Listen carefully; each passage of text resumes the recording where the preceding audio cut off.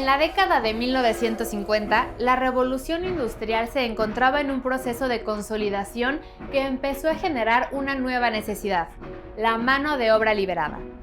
Una mano de obra que se pudiera incorporar a distintos sectores de la economía, que poco a poco se empezaba a diversificar y a volver compleja, por lo que la necesidad de más educación y niveles educativos se convirtió en urgencia.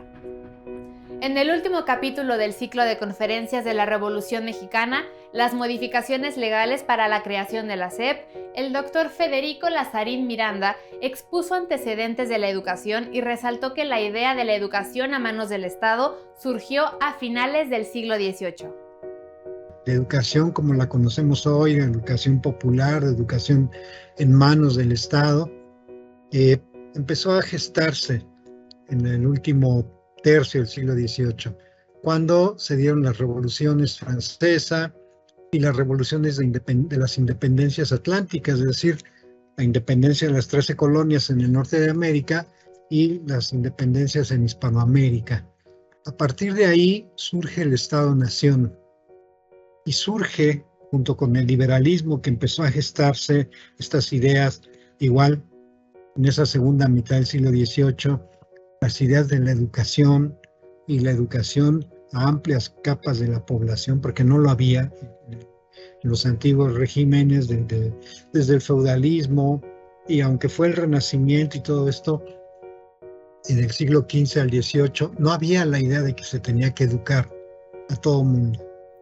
El doctor Lazarín Miranda expuso elementos de cambio y continuidad en la legislación mexicana que culminaron con la creación de la Secretaría de Educación Pública. Resalta la importancia de las reformas borbónicas que llegaron del rey Carlos III de Borbón en España. Un proceso de modernización que impuso una serie de cambios político-administrativos, económicos, militares y culturales en las colonias americanas. En octubre de 1920, José Vasconcelos presentó ante la Cámara de Diputados la iniciativa para establecer una dependencia federal cuyas funciones civilizadoras llegaran no solo a una porción privilegiada del territorio, no solo al Distrito Federal, lo que es ahora la Ciudad de México, sino a toda la República necesitada, de un extremo a otro, de la acción del poder público y de la luz de las ideas modernas.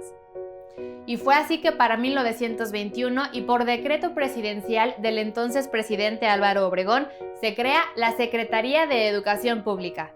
Un logro de la revolución, de la constancia de José Vasconcelos, resultado de una evolución histórica desde el periodo colonial y que hoy en día se refleja en acciones tan comunes como es leer y escribir.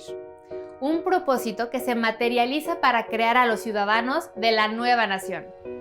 Si quieres saber más sobre cómo se desarrolló la legislación en materia de educación a lo largo de los años y sobre la creación de la Secretaría de Educación Pública, consulta la ponencia completa del Dr. Lazarín Miranda en el micrositio del Archivo General o escanea este código QR.